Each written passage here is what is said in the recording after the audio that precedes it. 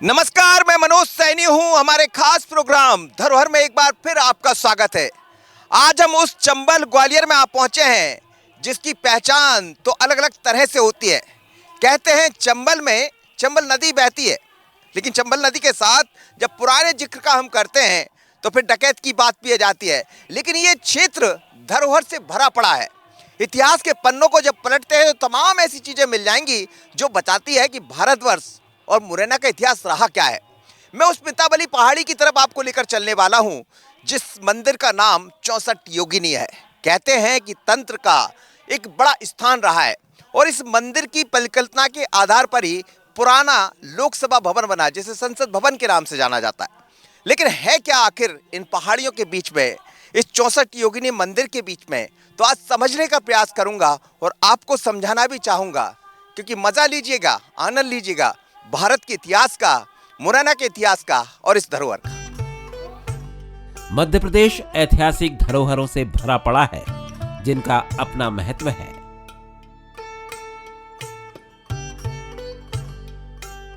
इन्हीं में से एक है मितावली की पहाड़ी। मुरैना से 30 किलोमीटर दूर स्थित इस पहाड़ी की तरफ हम जैसे ही बढ़ते हैं तो रास्ते में खुले मैदान और कहीं चंबल के बीहड़ नजर आते हैं जो अब खेतों में तब्दील होते जा रहे हैं।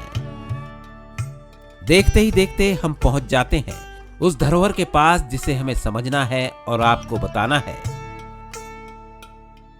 तो मितावली के उस मंदिर में मैं पहुंच गया हूं जिसका मुझे और आपको इंतजार है। तो चलिए मेरे साथ चलते हैं भीतर की तरफ और देखते हैं आखिर इस मितावली के मंदिर में है क्या।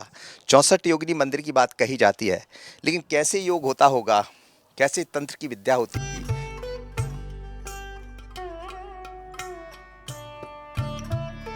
मंदिर में प्रवेश करते ही सामने आता है पाषाण का बना बेजोड़ वृत्ताकार आधार पर निर्मित 64 कक्षों वाला मंदिर, जिसे 64 योगिनी मंदिर के साथ साथ 100 मंदिर के नाम से भी जाना जाता है, जिसे 1323 ईस्वी में कच्छप राजा देवपाल ने बनवाया था। मंदिर के बारे में और भी किंवदंतियां हैं। इतिहास के पन्नों में तो बहुत कुछ लिखा है, लेकिन जब चीज़ों को समझते हैं तो और भी कुछ नज़र आता है। मेरे साथ मेरे सहयोगी हैं इस वक्त प्रशांत, जो मुरैना को बहुत नज़दीक से समझते हैं, देखते हैं।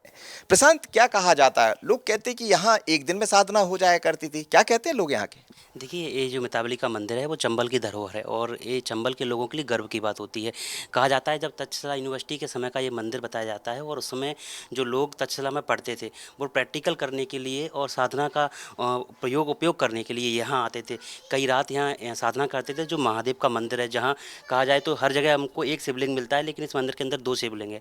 पहले इनसे परमिशन लेते थे और उसके बाद अभिषेक करके इस मंदिर में बैठते थे। जो 64 कक्ष बने हुए, उसमें अलग अलग कक्षों में जाकर बैठते थे और साधना करते थे। कहते हैं कि जो 365 दिन की साधना होती है वो इस मंदिर में एक दिन में पूरी हो जाती है। तो कहीं ना कहीं इस मंदिर का जो जुड़ाव है, कहीं ना कहीं तांत्रिक जो रूप है उससे जुड़ा हुआ है और जो साधना उससे रूप में जुड़ा हुआ है। और इसका जो नक्शा पूरा है वो पुराने संसद भवन के हुबहू नक्शा यहाँ से लिया गया था। साधना किस तरह करा करते थे? क्या कहते हैं लोग? कोई साधक से आप बात हुई है?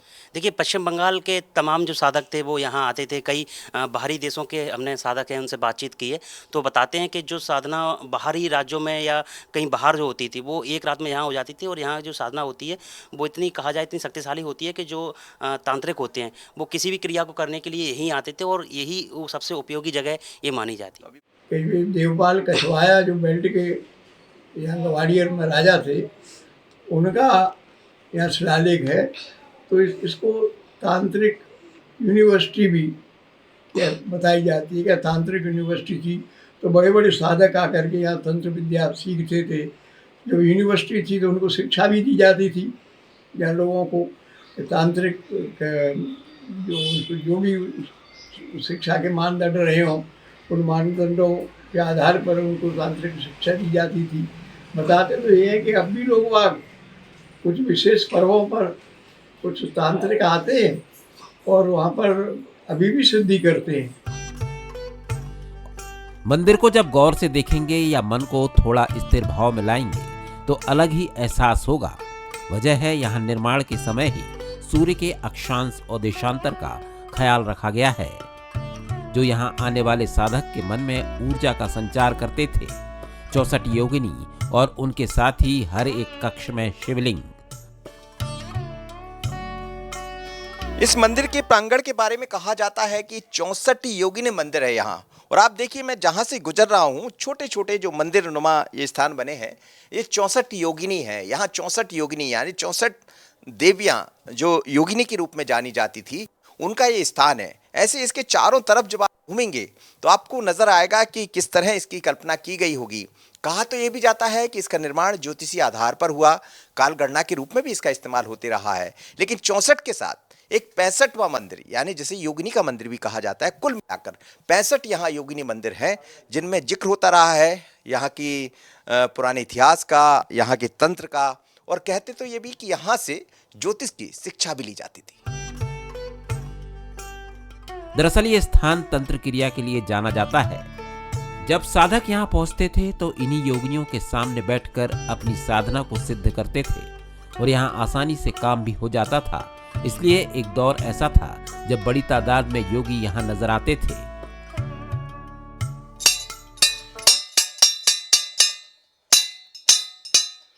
भगवान शिव के बारे में कहा जाता है कि जितना वो मंत्र से प्रसन्न होते हैं, उतना ही उनके बारे में तंत्र साधना के बारे में कहा जाता है। शिव को आपने अलग अलग रूपों में देखा होगा, शिव को आपने तांडव करते देखा होगा। शिव के सामने बैठे साधक अपना तंत्र और मंत्र दोनों का इस्तेमाल करते हैं। तो ये देखिए आप, खास तरह का यहाँ शिवलिंग है भगवान शिव का। ये बड़ा शिवलिंग है। ऐसे अलग अलग जो स्थान बने हुए हैं सभी में आप शिवलिंग देखेंगे, लेकिन छोटे छोटे शिवलिंग देखेंगे। ये छोटा शिवलिंग है, सिंगल पत्थर का बना हुआ है, और भीतर की तरफ भी जब आप देखेंगे तो पत्थरों से ही पूरा निर्माण हुआ। इसमें कहीं आपको जोड़ नहीं मिलेगा। जोड़ भी मिलेगा तो वही पुराने जो इस्तेमाल किया जाता था चीज़ों का, उन्हीं का जोड़ है। और देखिए किस तरह, कितना खूबसूरत तरीके से उस दौर में जब इसका निर्माण हुआ, बनाया गया होगा। तो भारत की शिल्पी कला का भी बेजोड़ इस्तेमाल यहाँ किया गया, जो जगह जगह नज़र आता है। आप मंदिर के यदि आप जिसे कहते हैं यहाँ देखेंगे तो देखिए आप, कुछ लिखा हुआ भी है, जिक्र होगा, मुझे लगता है कि यहाँ गुदा हुआ आपको दिख जाएगा, जिसमें मंदिर के बारे में बहुत कुछ लिखा हुआ, किसने मंदिर बनवाया, आखिर मंदिर का निर्माण क्या हुआ। अंदर भगवान शिव विराजे हैं, तो इनको लेकर जब जो साधक होंगे वो किस तरह से अपनी साधना करते होंगे। तो ऐसी बहुत चीज़ें हैं जो मंदिर के भीतर और बाहर दिखती रहती है, और उन्हीं को हम समझने का प्रयास कर रहे हैं कि आखिर मंदिर के आसपास और है क्या। तो ये वो मुख्य मंदिर है, लेकिन और भी बहुत कुछ है। चलते रहिए मेरे साथ। हिंदू संस्कृति की तांत्रिक परंपरा में देवी शक्ति के 64 रूप और ये योगिनियां देवी के अलग अलग पहलुओं का प्रतिनिधित्व करती हैं, जैसे ज्ञान, शक्ति, सौंदर्य और करुणा। सभी 64 देवी किसी न किसी रूप में होती हैं, लेकिन ये पूरा समूह इस मंदिर में मौजूद था, यानी शिव के साथ शक्ति। ये योगिनियां अक्सर तांत्रिक विद्या से जुड़ी होती हैं। इन्हें अलौकिक शक्तियों का वाहक माना जाता है, इसलिए साधक बड़ी तादाद में यहाँ पहुँचते थे। जानकार बताते हैं कि मितावली की पहाड़ी में ये सब मौजूद थी। यही कारण है कि इसे 64 योगिनी मंदिर कहा जाता है, लेकिन अब इस मंदिर में योगिनियां नहीं है। 64 योगिनी मंदिर में योगिनी तो एक भी नहीं देख रहे हैं कि वो योगिनी की मूर्तियाँ इसमें थी या नहीं थी, या वो कहाँ माइग्रेट हुई, इसका कोई अथेंटिक हम लोगों के पास जवाब नहीं है। आज तो वहाँ हर एक 64 जितनी भी कक्षें हैं उनमें शिव जी की ही प्रतिमाएँ देखने को मिलती हैं, परंतु 64 योगिनी मंदिर है तो निश्चित रूप से उसमें योगिनियाँ रही होंगी। क्यों बिना नहीं उसका नामकरण 64 योगिनी मंदिर क्यों होता? 64 योगिनियाँ जब उसके कक्ष भी 64 है, जब उनको गिने जाते हैं तो 64 ही कक्ष हैं उसमें। तो ये 64 योगिनी मंदिर मुरैना की बहुत बड़ी धरोहर है। मंदिर के बीचों बीच मास्टर शिवलिंग है, जहां से मुख्य साधक बाकी साधकों को कंट्रोल करते थे, या यूं कहें कि तंत्र की क्रिया का संचालन करते थे। तो 65 योगिनी मंदिर जिसे कहा जाता, 64 योगिनी के छोटे छोटे मंदिर मैंने आपको दिखाए जो गोलाकार है, और कहा यह जाता है कि मेरे ठीक पीछे जो एक मुख्य मंदिर बना है, यहाँ से संवाद स्थापित हो सके सामने बैठी हुई योगिनियों से, इसलिए इस स्थान को एक अलग तरह से बनाया गया। मेरे पीछे जो स्थान है भगवान शिव का ही स्थान है, लेकिन यहाँ जो इनके गुरु रहा करते होंगे या अपने बाकी लोगों से संवाद कैसे स्थापित करना है, तो इसी के माध्यम से किया जाता था, इसीलिए इसको बीचों बीच बनाया गया। लेकिन और भी बहुत कुछ है यहाँ, क्योंकि यहाँ जितना आप टटोलेंगे, जितना भीतर तक जाएंगे, तो आपको लगेगा कि हमारे इतिहास के पन्नों में या जिन्होंने इस मंदिर का निर्माण कराया होगा उनकी कल्पना क्या रही होगी और कैसा भारत का इतिहास, भारत की संस्कृति, तंत्र विद्या या योगी जब अपना योग करते थे वो किस स्थान का इस्तेमाल करते थे, वो सब कुछ यहाँ मौजूद है। ये मंदिर गोलाकार है। भारत में गोलाकार मंदिरों की संख्या बहुत कम है। बाहरी रूप से 170 फीट की त्रिज्या के साथ आकार में गोलाकार है। मंदिर की संरचना इस तरह की गई है कि भूकंप जैसी आपदा को झेलकर वो सुरक्षित रहे। इसे देखने से आपको पुरानी संसद याद आ जाएगी। कहा यह जाता है कि इसी की तर्ज पर लुटियंस ने संसद को डिजाइन किया था। फर्क इतना रहा कि जो संसद में बाहर की तरफ है वो यहाँ भीतर की तरफ है।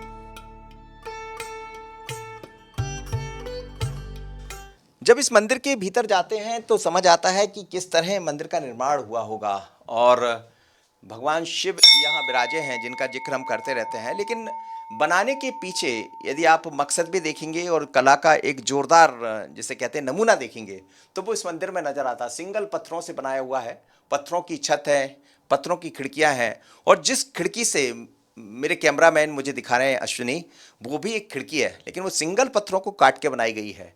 तो इससे समझ आता है कि हमारी कला कितनी बेजोड़ रही होगी और जब साधक यहाँ साधना करने पहुँचते होंगे तो उनके लिए खिड़की भी बनाई गई ताकि पर्याप्त हवा मिलती रहे। हवा नहीं होगा तो फिर आगे का जीवन कैसे चलेगा, जो साधक है उसकी साधना कैसे संपन्न होगी। तो इसलिए बाकायदा छोटी छोटी पत्थरों की सिंगल पत्थर को काटकर खिड़कियाँ भी बनाई गई। जब आर्कियोलॉजिस्ट लुटियन जब निकले थे तो उन्होंने इसको नक्शे को दिल्ली का जो पुराना संसद भवन है वो इसी के ऊपर जो है मिताबी के 64 योगिनी मंदिर के ऊपर ही बनाया हुआ है।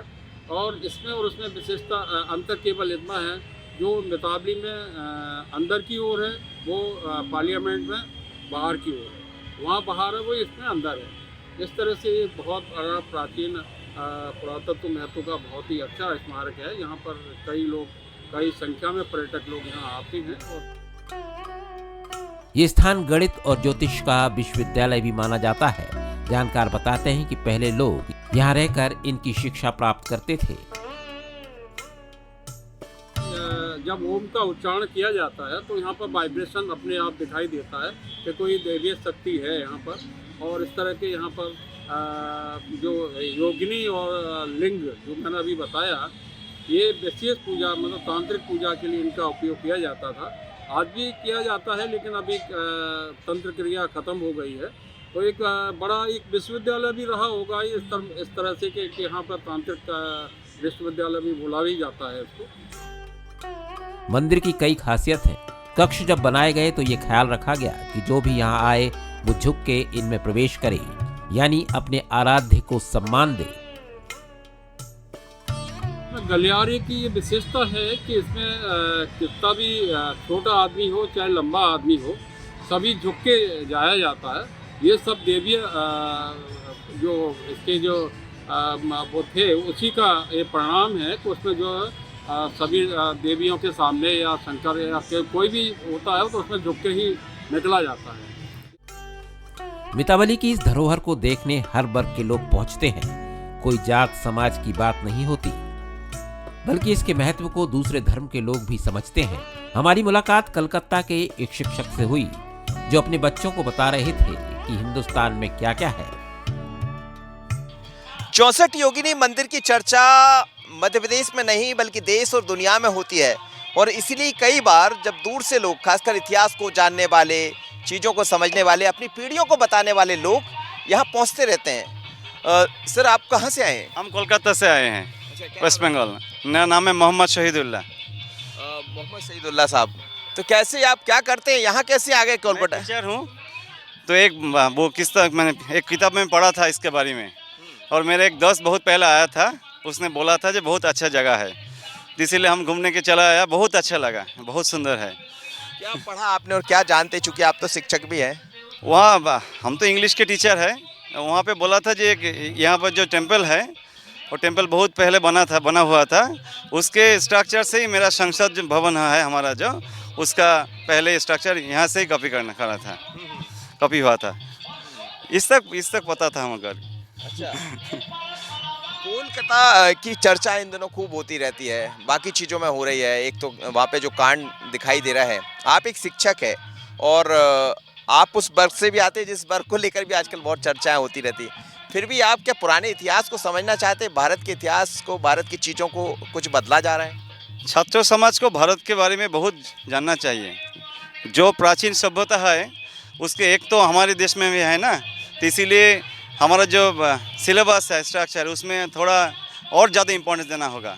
जैसे बच्चे लोग हिस्ट्री घर में पढ़ता है, पहले तो उसको देश को जानना चाहिए ना, देश के बारे में जानना चाहिए, उसका जो इतिहास है, जो गौरव गाथा है, जो राजा था, उसके बारे में डिटेल्स में जाना चाहिए। इसलिए मैं स्कूल में यही बोलता हूँ, यही मैं बोलूँगा जो हिस्ट्री में ज़्यादा जोर देना चाहिए। कोलकाता में बात होती है सब, वहाँ तो कहते हैं वहाँ दूसरी तरह की बात। कोलकाता हिस्ट्री पढ़ाना में जो सब्जेक्ट है हिस्ट्री पढ़ाना जाता है, और कोलकाता का जो बच्चे लोग हैं वो तो सुनता है, लेकिन सब तो नहीं जानता ना। मैंने जाना, मेरे बच्चे ने जाना, देख भी लिया। आप क्या कर रहे हैं, क्या पढ़ाई कर रही हैं आप? मैं इंजीनियरिंग पढ़ रही हूँ। अच्छा। हाँ। क्या समझा आपने, इसके बारे में क्या जानती हैं? ये आया हूँ, बहुत अच्छा लगा है, देखा हूँ। सुना यहाँ के बारे में?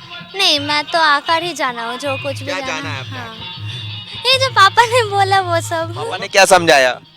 ये जो संसद भवन है हमारा, वो इससे काफ़ी रिजेंबल करता है, वो यहाँ से ही बना है। ये सब जायज है कि स्कूल में जाकर आप अपने बच्चों को बताएं? Definitely I will tell all of them, एवं मेरा को बहुत अच्छा लगा।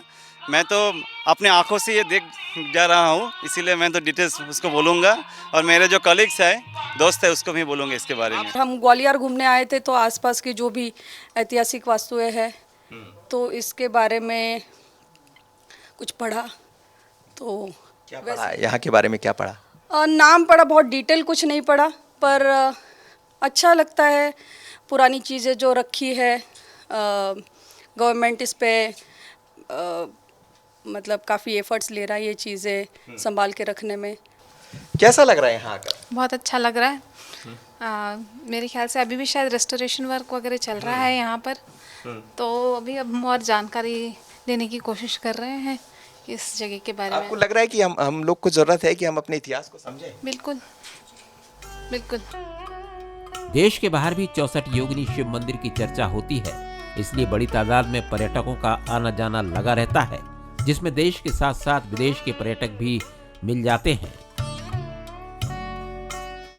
It's an astonishing building, and to think of those people all those centuries ago creating this beauty. It's wonderful. You are from England.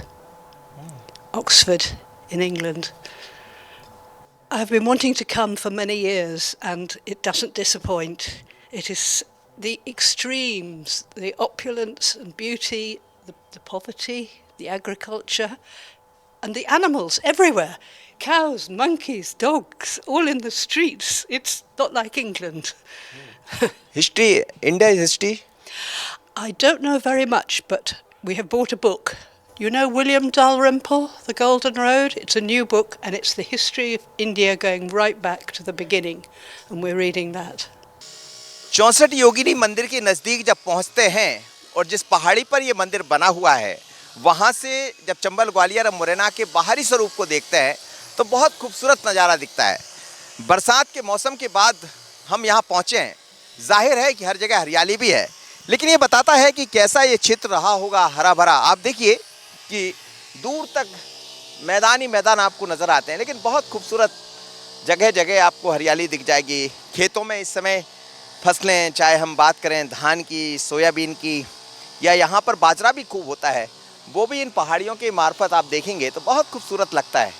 और इन पहाड़ियों को देखकर भी ऐसा लगता है, या पहाड़ी से बाहर की तरफ जब हम देखते हैं, कि एक दौर कैसा रहा होगा। मैं याद करता हूँ उस दौर को, मन में आते कई तरह के विचार आते हैं कि जब इस मंदिर की कल्पना की गई होगी, राजा की तरफ से सोचा गया होगा, तो आखिर क्या विचार आया होगा। तो आज मैं इन्हीं सब चीज़ों को समझ रहा हूँ और एक एक चीज़ आपको समझा रहा हूँ। 1951 में इसे ऐतिहासिक स्मारक घोषित किया गया था और अब इसे और संवारने के प्रयास किए जा रहे हैं। मिताब अली के इन मंदिरों को समझने का मैंने प्रयास किया है और समझाने का आपको भी, लेकिन मेरी यात्रा यूं ही चलती रहती है। धरोहर समझते हैं भारत की, मध्य प्रदेश की, तो तमाम तरह की चीज़ें दिखाई देती है और समझ आता है कि हमारा इतिहास किन परंपराओं से भरा पड़ा है, यहाँ की संस्कृति क्या है। और जब योग और साधना की बात करते हैं तो ऐसे स्थान पर आकर मन ठहर जाता है और यही समझ आता है कि भारत की धरोहर में क्या नहीं है। तो मेरी यात्रा यूं ही चलती रहेगी। मुझे और अश्विनी को दीजिए इजाजत।